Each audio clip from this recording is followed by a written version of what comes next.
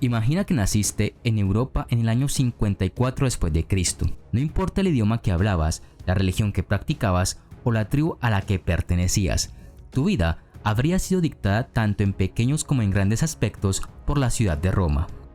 No importaba que Roma estuviera a cientos de kilómetros de donde vivías, sus ciudadanos, soldados y magistrados habrían estado en todas partes. Se le habría exigido que pagara impuestos o tributos a los romanos, y es posible que incluso se le hubiera exigido que se alistara en un ejército romano y viajara a una provincia lejana para luchar por la ciudad y su imperio. Puede que hayas pasado toda tu vida sin poner un pie en la ciudad misma, pero no importaba. Su poder e influencia habrían sido suficientes para convertirte en romano. Sin embargo, esto no duró para siempre. Para comprender los efectos de la caída del Imperio Romano, primero hay que entender por qué cayó. Este tema ha sido discutido y debatido por innumerables eruditos a lo largo de los siglos. Sin embargo, hay algunos factores que la mayoría de los estudiosos coinciden en que al menos influyeron en el colapso del imperio. La primera es la crisis económica. Una gran parte de la economía de Roma se basaba en el trabajo esclavo. De hecho, se estima que en su apogeo, el 25% de la población de Roma eran esclavos. Estos esclavos se obtuvieron de los soldados y las fuerzas de resistencia de las naciones conquistadas. Por lo tanto, cuando Roma ya no pudo conquistar, el suministro de esclavos se agotó. Dado que Roma había dependido del trabajo humano durante tantos años, no había buscado innovación tecnológica en el campo de la agricultura. Sin mano de obra barata y esclavos para trabajar en los campos, la economía colapsó. La segunda razón principal no son los bárbaros fuera de las puertas, sino los bárbaros dentro de estas. A medida que el imperio crecía, la población romana nativa se hacía más pequeña en proporción al tamaño del imperio. Roma se vio obligada a contratar mercenarios bárbaros para defender las fronteras. Por supuesto, estas tropas no eran de la misma calidad que los legionarios de las épocas doradas de Roma, ni eran leales a Roma. Los generales y comandantes que sí contaban con la lealtad de los mercenarios pudieron entonces gobernar la propia Roma.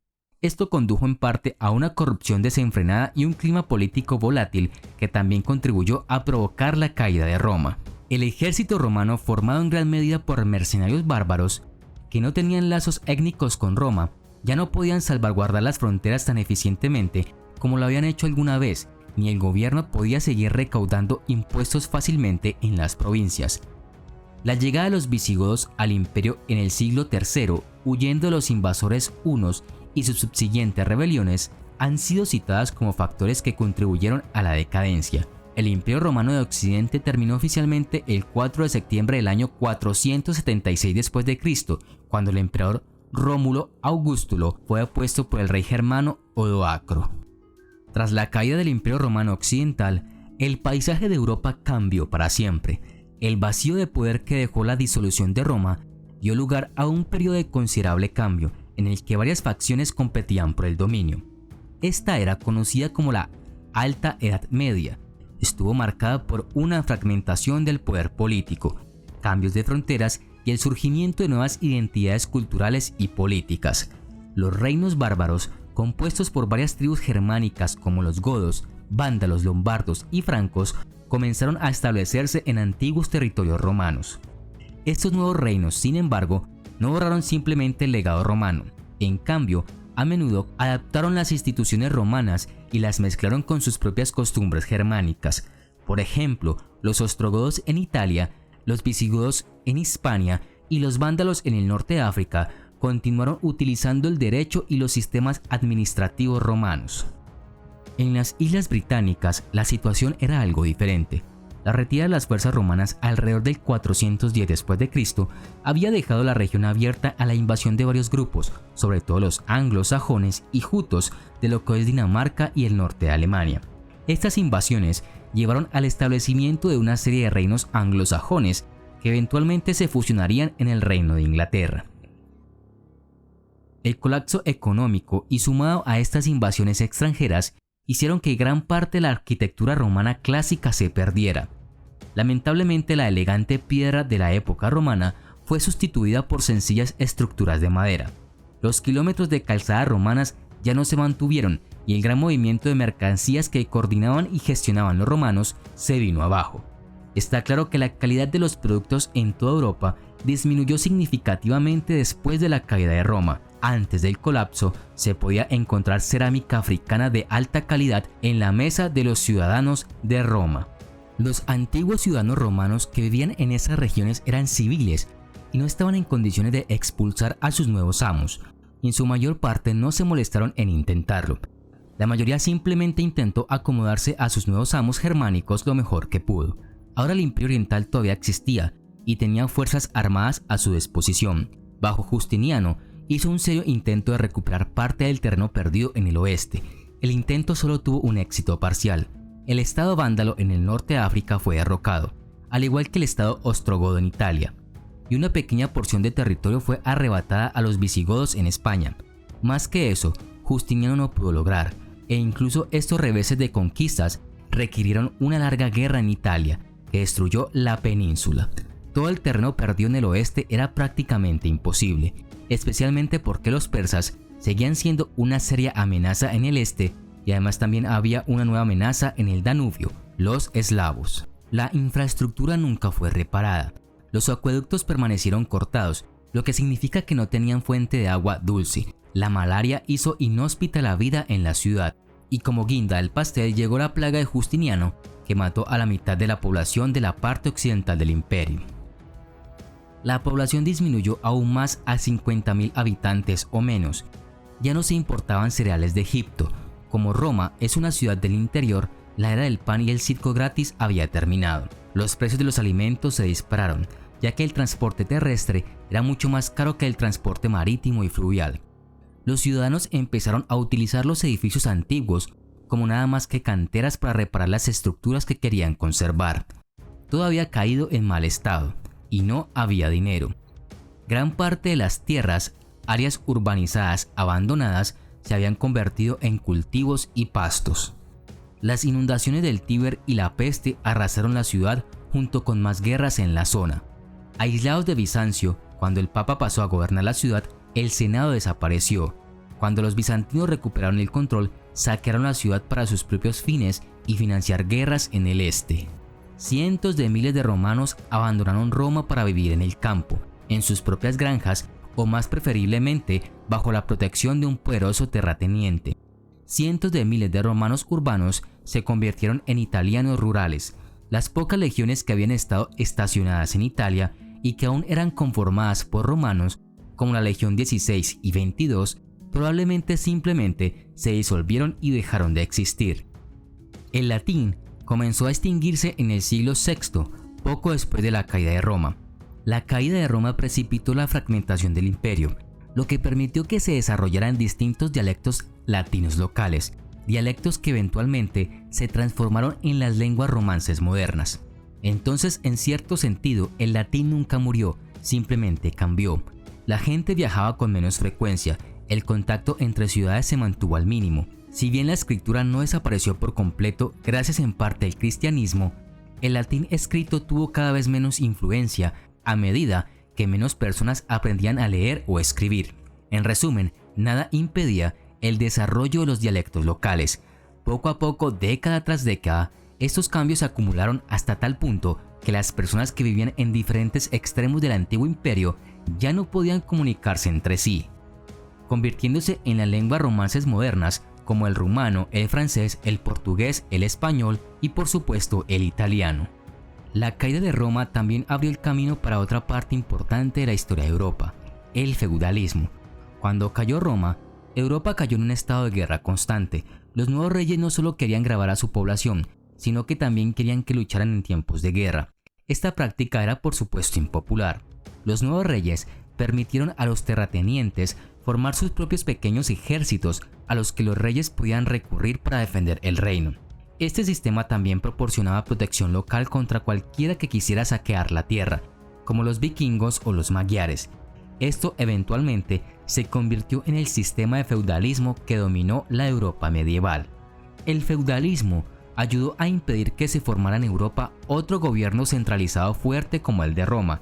Aunque los terratenientes juraban lealtad al rey, estos terratenientes subdividían y distribuían aún más sus tierras entre las personas que les juraban lealtad. Naturalmente, esto creó un gobierno descentralizado que era propenso a conflictos internos. el feudalismo también debilitó aún más el comercio y el desarrollo económico en Europa. Los siervos que trabajaban la tierra estaban atados a la tierra y se les prohibía crear infraestructura económica sin el permiso de su señor. Dado que los siervos tenían que pagar impuestos para utilizar la infraestructura y los recursos de su señor, no era lo mejor para su señor darles el privilegio de desarrollar la tierra.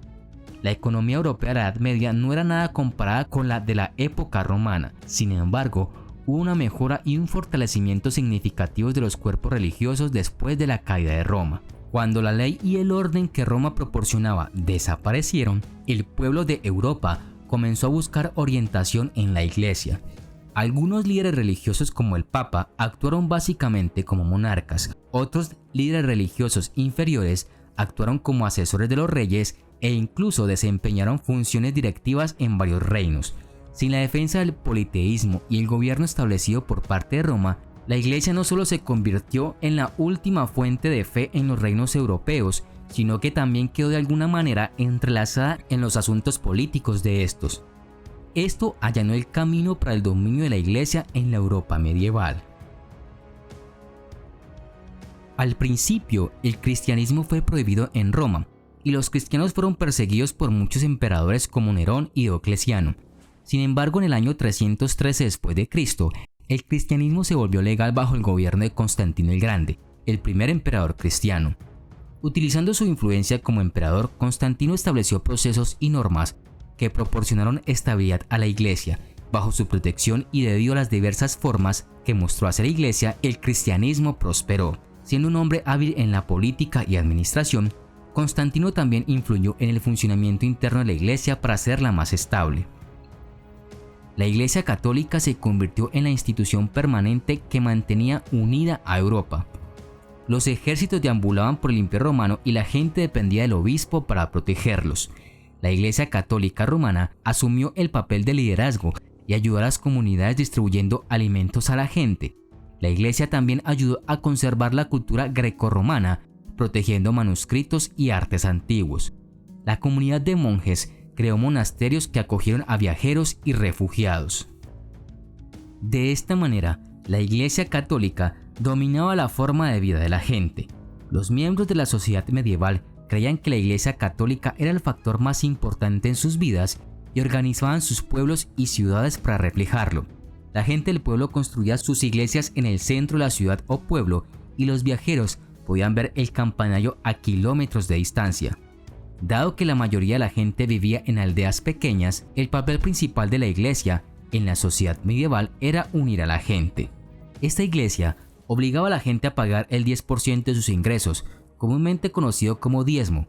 La iglesia utilizaría el dinero para influir en las decisiones políticas de la gente. Como hoy, el Papa era el jefe de la Iglesia Católica e influyó significativamente en las decisiones de los reyes y señores medievales. Sin embargo, el Papa solo interactuó con los miembros nobles de la sociedad. Los cristianos comunes y corrientes asistían a su iglesia local. Más de 300 años después de la caída de Roma, el título de emperador revivió en Occidente, entregado a un hombre llamado Carlomagno, que gobernó territorios en el centro y norte de Italia, el sur de Francia y partes de Alemania y Europa Central. El nombre que los historiadores le han dado a este imperio es Sacro Imperio Romano. ¿Por qué santo? Simple, la Iglesia Católica estuvo muy involucrada. De hecho, la autoridad de Carlomagno procedía del Papa, el líder de la Iglesia. Este imperio nunca estuvo cerca de controlar la misma cantidad de territorio que alguna vez tuvo Roma, pero afirmó su poder al afirmar una conexión con la Roma de antaño.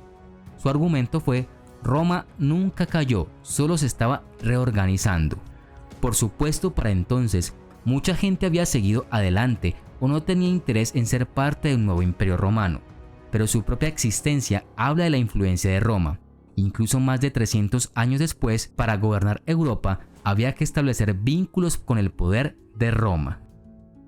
En el siglo VII, mientras Europa atravesaba las tumultuosas transformaciones de la Alta Edad Media, nació una nueva fuerza religiosa y política en la península arábiga, el Islam. Este surgimiento no solo remodelaría la sociedad árabe, sino que también se extendería rápidamente, dejando un impacto profundo y duradero en el mundo, incluidos los territorios del antiguo Imperio Romano.